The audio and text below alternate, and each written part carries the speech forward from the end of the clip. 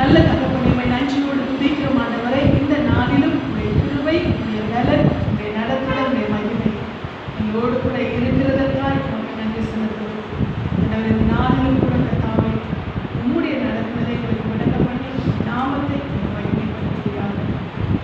என் மீட்பர் ரட்சகருமாய் இருக்கிற இயேசு கிறிஸ்து நாமத்திலே ஜெபிக்கிறேன்.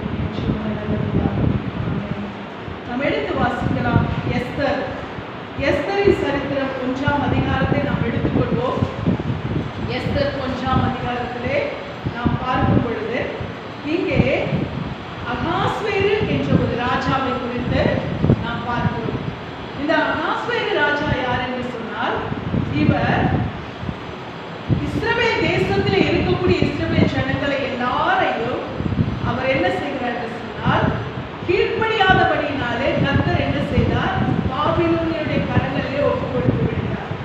அந்த சூழ்நிலையில தான் இந்த இஸ்ரவேல் ஜனங்கள் எல்லாரையும் இந்த அகாஸ்வேரு ராஜா என்ற இந்த ராஜா என்ன செய்கிறார் என்று சொன்னால், சிறைப்பிடித்துக் கொண்டு வருகிறார். இஸ்ரவேல் ஜனங்களை சிறைப்பிடித்துக் கொண்டு வருகிறார்.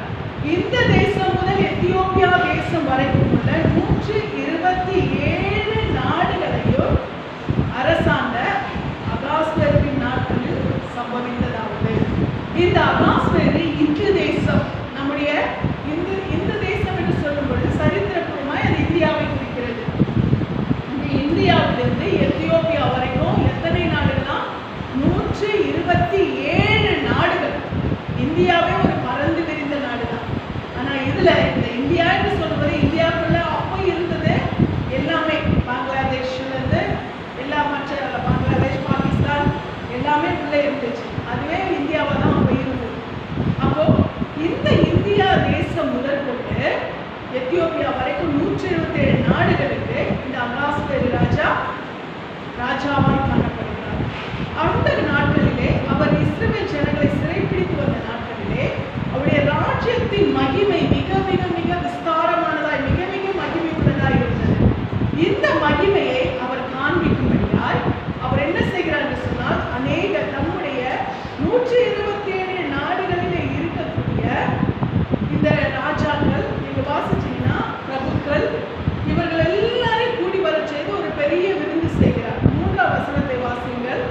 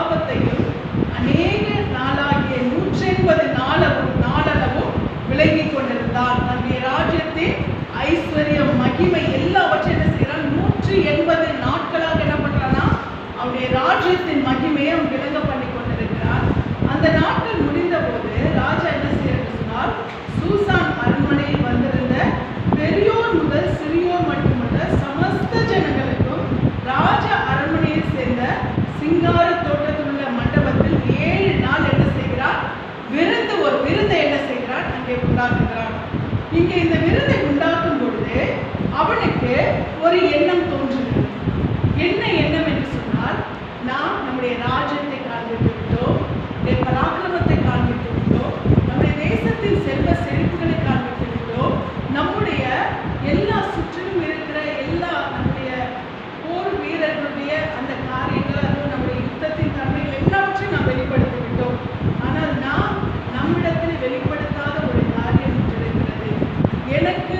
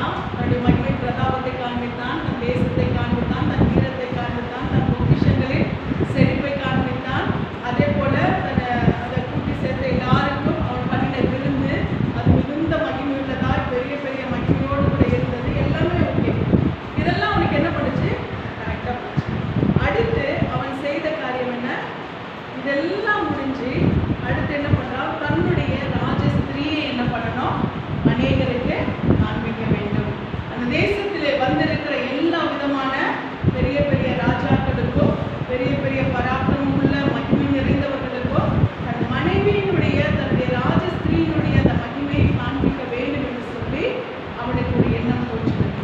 இப்ப தோன்றும் பொழுது அவனை என்ன சொல்லி அனுப்புறான், யார்கிட்ட சொல்லி அனுப்புறான்னு சொன்னா, நீங்க அவனோடு கூட இருக்கிற அவனுடைய சமூகத்தை சேவிக்கிற எல்லா பிரதானிகள் 7 பிரதானிகள். அப்போ இங்க ராஜஸ்திரியை அழைத்து அனுப்புகிறதுக்கு ராஜஸ்திரியும் சாதாரணமான ஆள் இல்லை இல்லையா, ராஜாவினுடைய மனைவி ராஜாத்தி.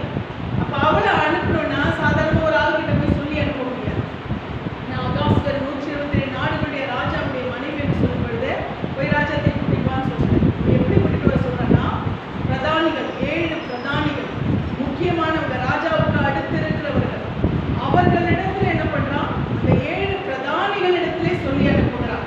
இந்த மாதிரி ராஜா வந்து ராஜாத்தியை மகிமைப்படுத்த நினைக்கிறார், அதனால அவர் வந்து என்ன பண்றாரு, அழைக்கிறார் என்று சொல்லி நீங்க போய் என்ன பண்ணுங்க, ராஜாத்திக்குரிய சகல மரியாதையோட என்ன பண்ணுங்க, ராஜாத்தியை போய் அழைங்க.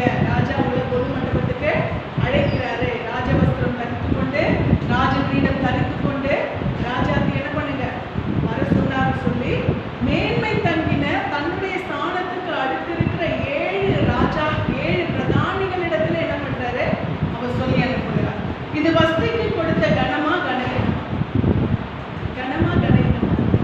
கனம் தானே. வஸ்திக்கு எந்த விதத்துல கனவீனமா இருக்கிறதா? இல்ல. ஏன்னா ஏதோ நீ வேலைக்காரங்கிட்ட சொல்லி அனுப்புற, நீ கண்டவங்கிட்ட சொல்லி அனுப்புறதுக்கு நானே நீ வச்சா அதான் சொல்லுவேன். தனக்கு அடுத்த ஸ்தானத்துல இருக்கிற 7 பிரதானிகள், அதுவும் அவளை என்ன செய்கிறா, அந்த அத்தனை நாட்களும் அந்த அனாவசியமான ஒரு நாள்ல எல்லாம் என்ன பண்ணல, ராஜா வர சொல்லல. எல்லா விருந்து முடிந்து எல்லாம் முடிந்த ஒரு சூழ்நிலையில அந்த நேரத்திலே ராஜாத்தியை மேன்மைப்படுத்தி காண்பிக்க வேண்டும் என்பதற்காக சாதாரணமா இல்ல, ராஜவஸ்திரம் தரித்து கொண்டு ராஜகிரீடம் தரித்து கொண்டு ராஜாத்தி தன்னுடைய மகிமையை அவர் வெளிப்படுத்த வேண்டும், ராஜாவுடைய பக்கத்திலே அவர் வந்து அமர வேண்டும் என்று ராஜா விரும்புவது ஒரு தவறான காரியம் இல்லை. அது நியாயமான ஒரு விருப்பம், ராஜாவின் விருப்பம். என் ராஜாத்தி என் அருகிலே வர வேண்டும் என்று சொல்லி அவர் விரும்புகிறது தவறான காரியம் அல்ல. அதுவும் கனப்பொருந்தினவர்களை அழைத்து அவர்களை வைத்துதான் என்ன பண்றாரு, அழைத்து அனுப்புகிறார். இந்த சூழ்நிலையிலே இவர்கள் என்ன செய்கிறார்கள் சொன்னால் கடந்து போகிறார்கள். அந்த பிரதானிகள் ராஜா கட்டளையின்படியாய் கடந்து போகிறார்கள். 12ஆம் வசனம்.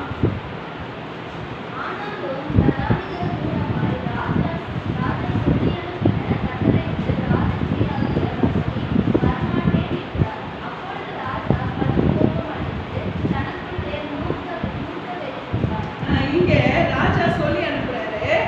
ஆனா இந்த அம்மா என்ன பண்ணிச்சு, டக்குன்னு என்ன சொல்லிச்சு, நான் வரமாட்டேன். எப்படி இருக்கிறாரு ராஜாக்கு, எவ்வளவு பெரிய இன்சல்ட் இல்லையா? எல்லாரும் வந்து உட்கார்ந்துருக்காங்க. அதுவும் இல்லாம ஒரு பிரதானிகள் 7 பிரதானிகளை வைத்து அவர் என்ன பண்ணிருக்கிறாரு, அனுப்பி இருக்கிறாரு. இது எல்லாருக்கும் ஒரு எதிர்பார்ப்பு, ராஜாவுக்கு வர போறாங்க, ராஜாத்தியை நம்ம பார்க்க போறோம் அப்படின்னு சொல்லி எல்லாருக்கும் ஒரு எதிர்பார்ப்போடு கூட காத்து கொண்டிருக்கிறார்கள்.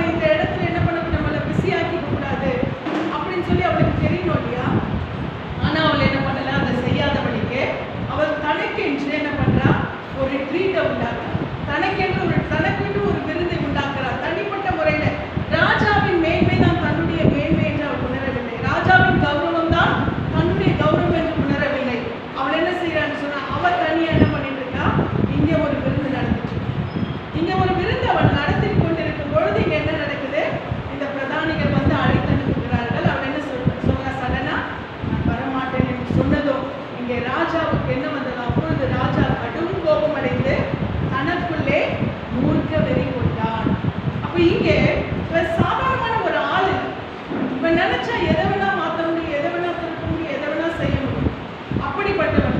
அப்படிப்பட்டவனிடத்துல இவன் என்ன செய்ய, தன்னை மேன்மைப்படுத்துகிறான்னு சொல்லி அதை மேன்மையா நினைக்காதபடி தனக்கு கொடுக்கப்பட்ட கௌரவத்தை அவன் என்ன செய்கிறாளாம், அசட்டை செய்கிறாள். இது மாத்திரமல்ல, இந்த சூழ்நிலை எப்படி ஆயிருக்கும் சொன்னா இது ராஜாவோட போகாது. இந்த பிரச்சனை என்ன பண்ணாது, ராஜாவோட போகுமா, போகாது. என்ன பண்ணும், இது 127 நாடுகளுக்கும் எதிரொலிக்கும். எப்படி எதிரொலிக்குன்னா, ராஜா பொண்டாட்டியே ராஜா நம்ம என்னத்தை மதிக்கணும் வருமா இல்லையா? ராஜா வீட்டுல இருக்க பொண்டாட்டி என்ன பண்ணல, அவரை மதிக்கல, நம்ம என்னத்தை மதிக்கிறது. இன்னொன்னு இது மாத்திரமல்ல, இதைத்தான் ராஜாவுடைய அந்த பிரதானிகள் சொல்றாங்க, ராஜா நீ எவ்வளவு பெரிய ஆளு, உங்களை அவங்க மதிக்கல, அது போகட்டும், இது உங்களோட போகாது. என்ன ஆகும் தெரியுமா, தேசத்துக்கு எதிரொலிக்க. எங்க பொண்டாட்டிங்க எங்களை என்ன பண்ண மாட்டாங்க, எங்க பொண்டாட்டிங்க எங்களை மதிக்க மாட்டாங்க. இதுக்கு நீங்க ஸ்டெப் எடுத்தே ஆகணும். இது உங்களுக்காக நீங்க எடுக்கிற ஸ்டெப் இல்ல, இது நாட்டுக்காக, தேசத்துக்காக எடுக்கிற ஸ்டெப். ஏன்னா இந்த விஷயம் அப்படி இஷ்யூ ஆயிடுச்சு. ராஜா கூப்பிட்டாரு, ராணி வரமாட்டேன். ராஜா கூப்பிட்டாரு, ராணி மதிக்கல. என்ன ஆயிடுச்சு, தேசத்துக்கு முழுக்கும் என்ன ஆயிடுச்சு, இந்த விஷயம் பரவிடுச்சு. அப்போ என்னதான் அவள் ராஜாத்தியா இருந்தாலும் ராஜாவின் மகிமையை கொண்டுதான் அவள் என்னவா இருக்கிறாள், ராஜாத்தியா. அப்போ அவள் அந்த மதிப்பை அவனுக்கு வெளிப்படுத்தாத போது அது என்னவா இருக்கிறது, ராஜாவுக்கு கனவீனம் மாத்திரமல்ல, அது தேசத்தில் இருக்கிற அத்தனை ஆண்களுக்கும் என்னவா இருக்கிறது, ஒரு பெரிய கனவீனமாய் காணப்படுகிறது. அப்போ இந்த பிரதானிகள் சொல்லுகிறார்கள், இவங்க உங்களை மதிக்காம போனது உங்களோட போகிற விஷயம் அல்ல.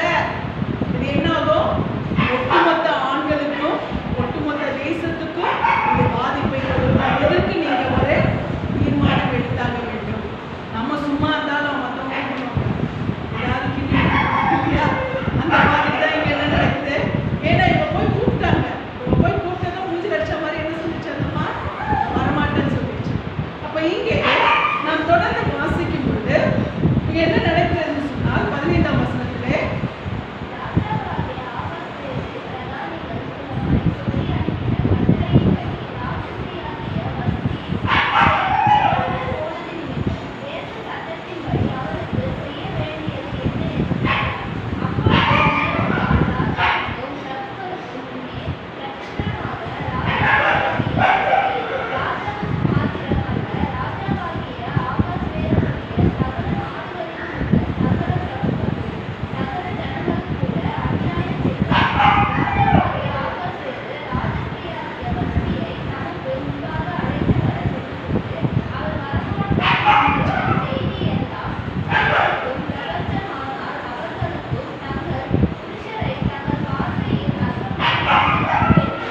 இங்க என்ன சொல்றாங்க, அதுதான் சொல்றாங்க.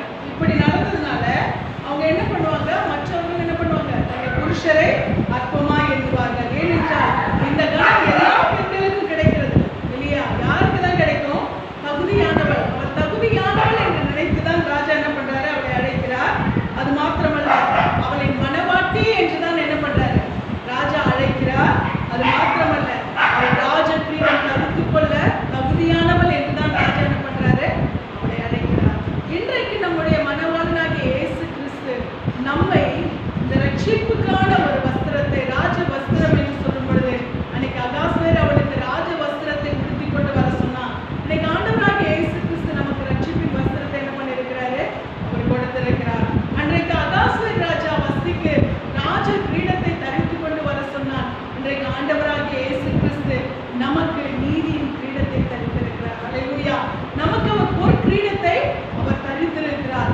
இப்படிப்பட்ட ஒரு மகிமை நமக்கு கொடுத்து அவர் என்ன செய்கிறாரா, இந்த மகிமையிலே என்னோடு கூட என் மனவாட்டியாயிரு என்று சொல்லி கர்த்தர் நம்மை அழைக்கும் பொழுது, மனவாட்டியாகிய நமக்கு எந்த அளவுக்கு அதற்குரிய ஒரு வைராக்கியம் இருக்கும். அல்லேலூயா. தகுதியில்லாதவர்களாகிய நம்மை கர்த்தர் என்ன செய்திருக்கிறார், தகுதிப்படுத்தியிருக்கிறார்.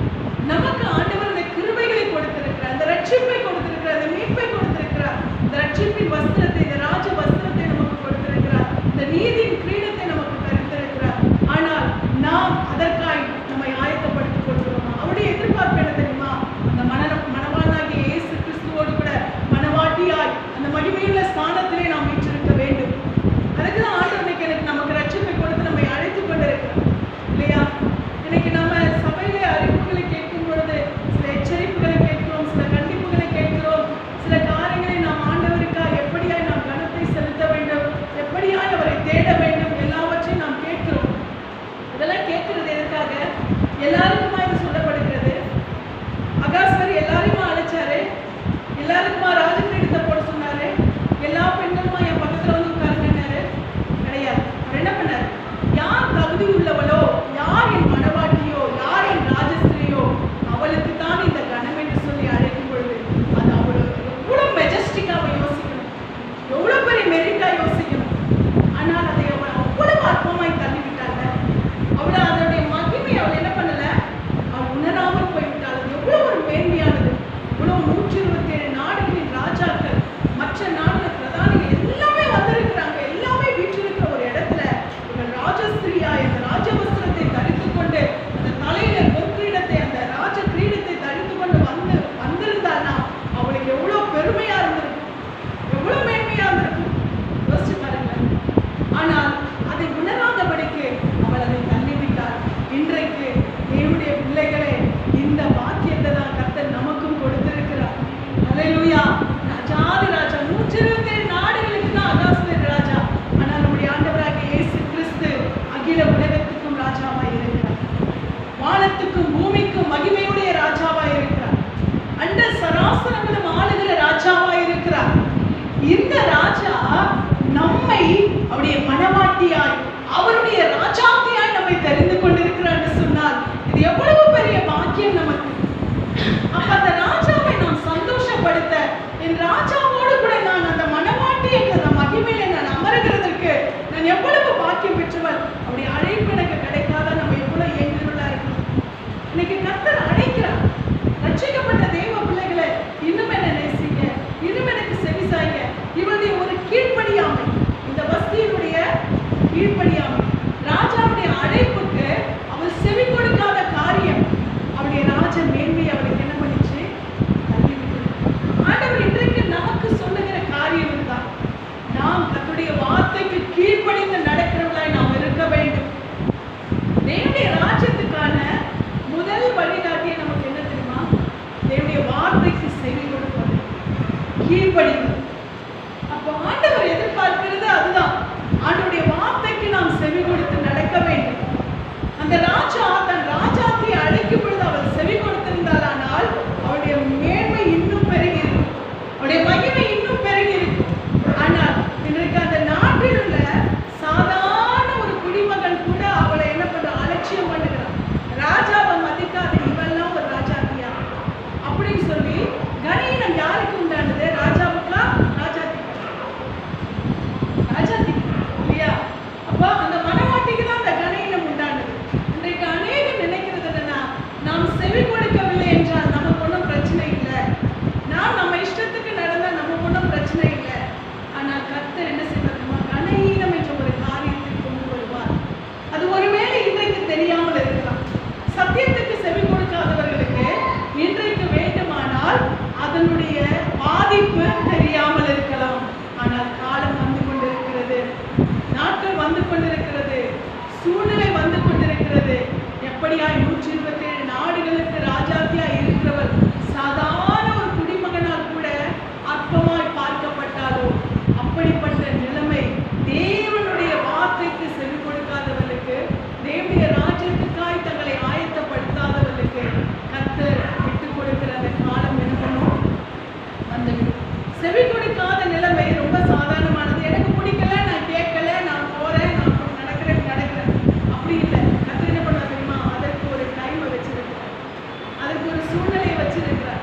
ஆண்டவர் சொல்ற, என்னை தேடுகிறவனுக்கும் தேடாதவனுக்கும், என்னை கனம் பண்ணுகிறவனுக்கும் கனம் பண்ணாதவனுக்கும், எனக்கு செவி கொடுக்கிறவனுக்கும் செவி கொடுக்காதவனுக்கும், எனக்கு ஊழியம் செய்கிறவனுக்கும் ஊழியம் செய்யாதவனுக்கும் இருக்கிற வித்தியாசத்தை நான் காண்பிப்பேன். அப்ப ஆண்டவர் நிச்சயமான இந்த வித்தியாசத்தை அப்படி காண்பிக்கிறவராய் இருக்கிறார்.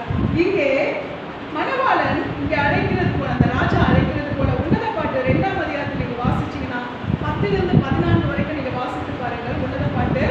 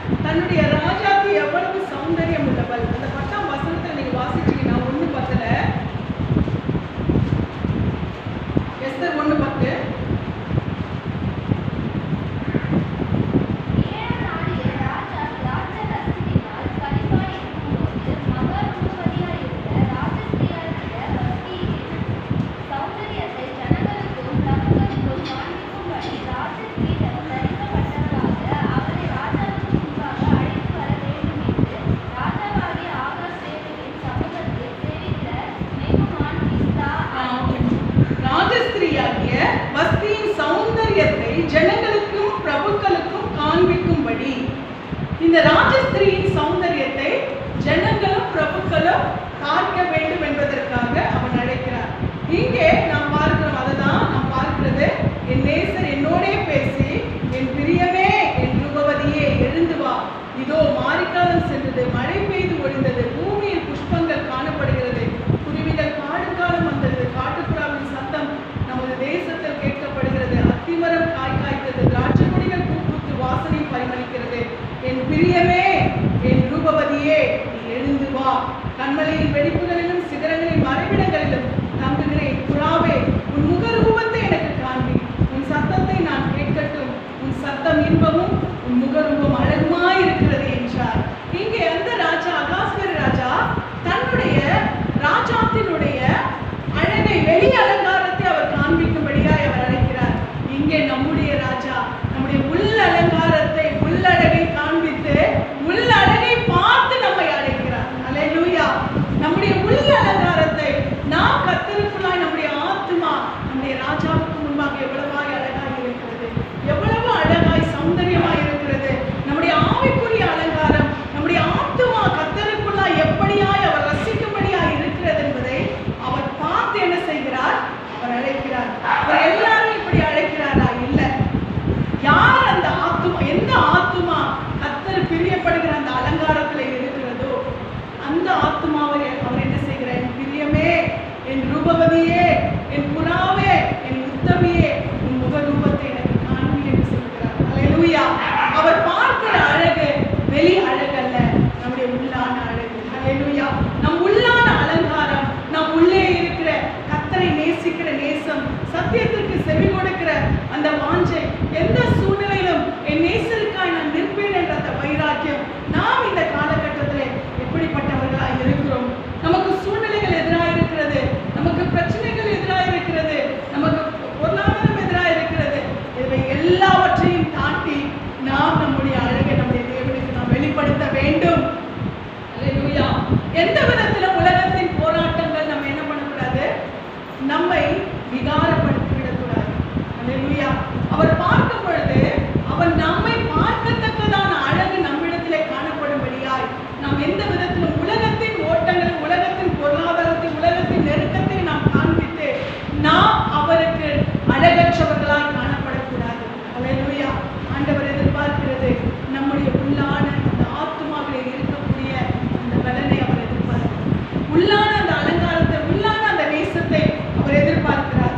இங்கே அந்த வஸ்தி, அந்த ராஜாத்தி அதை புறந்தள்ளினது போல இன்றைக்கு நாம் தேவனுடைய அன்பை நாம் புறந்தள்ளிவிடாதபடி, நமக்கு இருக்கிற நெருக்கங்களோ, போராட்டங்களோ, பொருளாதாரத்தின் பாதிப்புகளை எதுவுமே நம்ம என்ன பண்ணக்கூடாது? நம்மை சேதப்படுத்தக்கூடாது. பவுல் சொல்றார், கிறிஸ்துவின் அன்பை விட்டு என்னை பிரிப்பவன் யார்? அல்லேலூயா. எதுவுமே என்ன பண்ண முடியாது, அவருடைய அன்பை விட்டு நம்மை பிரிக்க முடியாது. அப்ப நிச்சயமாய் கர்த்தருடைய அன்பை விட்டு நம்ம எதுவுமே பிரிக்க முடியாது. இதுதான் உண்மையான நேசம், இதுதான் உண்மையான அன்பு. இருக்கும் போது ஒரு அன்போ, இல்லாத போது ஒரு அன்பு காண்பிச்சா அது உண்மையான அன்பா இருக்க முடியுமா? நிச்சயமா இருக்க முடியாது இல்லையா? எல்லா சூழ்நிலையிலும் ஒரே மாதிரி இருந்தாலும் அதுதான் உண்மையான அன்பு. அப்போ ஒரு கணவன் ஒரு மனைவியை நேசிப்பது அவள் நல்லா இருக்கிற காலங்களில் நேசிப்பதா இல்லை, அவள் நொடித்து போனாலும் அவளை நேசிக்கிறது தான் உண்மையான அன்பு இல்லையா? அப்ப எல்லாம் இதுதான் ஒரு நேசம். அதே போலதான் மனைவியும் தன் கணவனை நேசிக்கிறது, எல்லா காலங்களிலும் நேசிக்கிறது. இதுதான் உண்மையான அன்பு இல்லையா? அப்ப ஆண்டவர் நம்ம மீது எதிர்பார்க்கிறது அதுதான். நாம நல்லா இருக்கும்போது, கர்த்தர் நம்மை நல்லா வைக்கும் போது மாத்திரம் நம்ம கர்த்தரை தேடுகிறதோ, கர்த்தரை துதிக்கிறதோ, மகிமைப்படுத்துறதுமா இருந்துச்சு.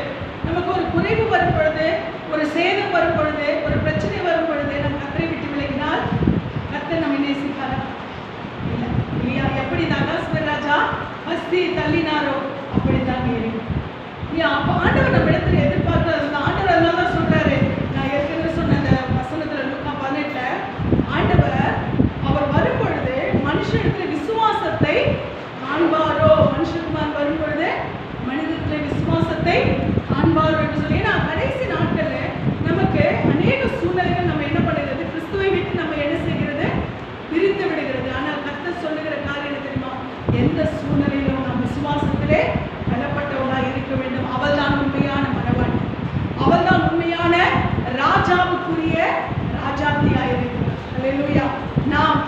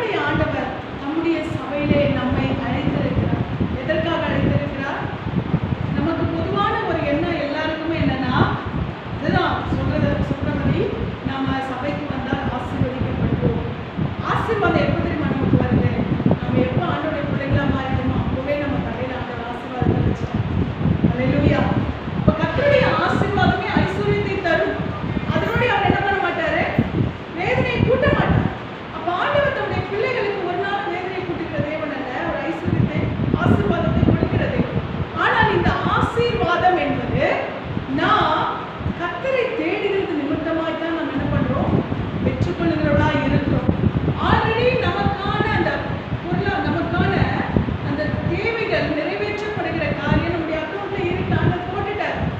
ஆனால் அதை நாம் எப்பொழுது பெற்றுக்கொள்ள முடியும் என்று சொன்னால், சரியான நேரத்திலே நமக்கு ஏற்ற நேரத்தில் நாம் அதை திறக்கும் பொழுது நம்ம என்ன பண்ண முடியும்? பெற்றுக்கொள்ள முடியும். கத்திரை கொண்டாந்து கையில் கொடுக்க மாட்டேன் இல்லையா? நம்ம தேடி போகும், நம்ம தேடி போய் எடுக்கிறோம். எடுத்தாதான் நமக்கு என்ன பண்ணும்? ஆசீர்வாதம் கிடைக்கும். அக்கௌண்ட்ல இருக்குன்னா கிடைக்குமா? கிடைக்காது. அப்ப ஆண்டவர் நமக்கு ஆசீர்வாதத்தை கொடுத்துட்டாரு. ஆனால் அதை நாம் ஆண்டவருடைய சமூகத்தில் வந்து அவரை தேடும் பொழுது நாம் உண்மையா என்ன பண்றோம்? சுதந்திரித்துக் கொள்ளுகிறோம். நீங்க பாத்தீங்கன்னா சங்கீதம் 82:1 நாம் வாசிக்கிறோம். சங்கீதம் 82:1.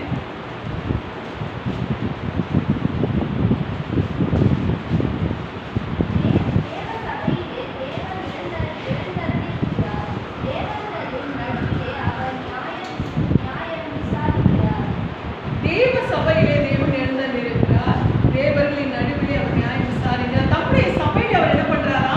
எழுந்தருளியிருக்கிறார். அப்போ நாம ஆண்டவரை எப்பொழுது நாம் தேடுகிற விதத்திலே நாம் தேடினால்தான் என்ன பண்ண முடியும்? நாம் அவரை கண்டடைய முடியும். அவர் நம்மை அழைக்கிறார், அவர் நமக்கு ரட்சிப்பை கொடுத்து விட்டார். ஆனால் நாம இருக்கிற இடத்துக்கு அவர் வரணும் நாம நினைக்கிறோம். அவர் இருக்கிற இடத்துக்கு நாம் என்ன செய்யணும்? அவரை தேடி நாம் வர வேண்டியது. வஸ்தியுடைய நினைப்பு என்னன்னா, எல்லாரும் இருக்கிற இடத்துக்கு என்னென்ன ராஜா கூப்பிடுறோம்? ராஜா என்ன தேடி வர வேண்டியது தானே அப்படின்றது அவள் நினைப்பு.